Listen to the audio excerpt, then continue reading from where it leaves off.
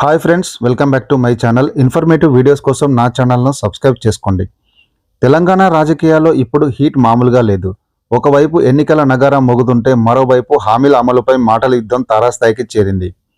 ముఖ్యంగా కాంగ్రెస్ ప్రభుత్వం ఇచ్చిన 6 గ్యారెంటీలపై ఇప్పుడు ప్రతిపక్షాలు అంటే బీజేపీ, బీఆర్ఎస్ గట్టిగా టార్గెట్ చేస్తున్నాయి. మాట ఇచ్చారు కానీ మడమ తిప్పారు అంటూ రేవంత్ రెడ్డి సర్కారుపై విమర్శల వర్షం కురిపిస్తున్నాయి. ప్రధానంగా పింఛన్లు 4,000 రూపాయలకు పెంచుతామన్న హామీ, అలాగే రాష్ట్రంలోని ప్రతి మహిళకు నెలకు 2,500 రూపాయల ఆర్థిక సాయం అందిస్తామన్న మహాలక్ష్మి పథకంపైనే విపక్షాల దాడి కొనసాగుతోంది. పాలన మొదలై అన్ని నెలలైనా ఇంకా లబ్ధిదారుల ఖాతాల్లోకి డబ్బులు ఎందుకు చేరలేదని వారు ప్రశ్నిస్తున్నారు.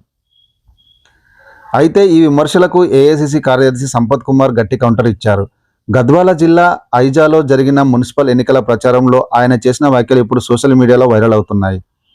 ప్రజలందరికీ ఆయన ఒక తీపి కబురు అందించారు. వచ్చే మార్చి తర్వాత పెంచిన పెన్షన్లు అమల్లోకి వస్తాయని, అలాగే మహిళలకు ఇచ్చిన మాట ప్రకారం 2,500 రూపాయల ఆర్థిక సాయాన్ని కూడా అందిస్తామని ఆయన స్పష్టంగా ప్రకటించారు. గత ప్రభుత్వ హయాంలో ఆర్థిక వ్యవస్థ చిన్నభిన్నమైందని, దాన్ని సీఎం రేవంత్ రెడ్డి ఇప్పుడు గాడిలో పెడుతున్నారని ఆయన వివరించారు. ఇప్పటికే ఉచిత బస్సు ప్రయాణం, ఇందిరమ్మ ఇల్లు వంటి హామీలను అమలు చేశామని, మిగిలిన వాటిని కూడా త్వరలోనే ప్రజల ముందుకు తెస్తామని హామీ ఇచ్చారు. ఇక ఇదే సమయంలో తెలంగాణ మున్సిపల్ ఎన్నికల బరిలో AP deputy CM Pawan Kalyan charisma ఎంతవరకు వర్కౌట్ అవుతుందనే ఆసక్తిగా మారింది. ఒకవైపు కాంగ్రెస్ తాము చేస్తున్న అభివృద్ధిని, అమలు చేయబోయే పథకాలను నమ్ముకుంటే, మరోవైపు పవన్ ప్రభావం ఓటర్లపై ఎలా ఉంటుందనే ఇప్పుడు హాట్ టాపిక్.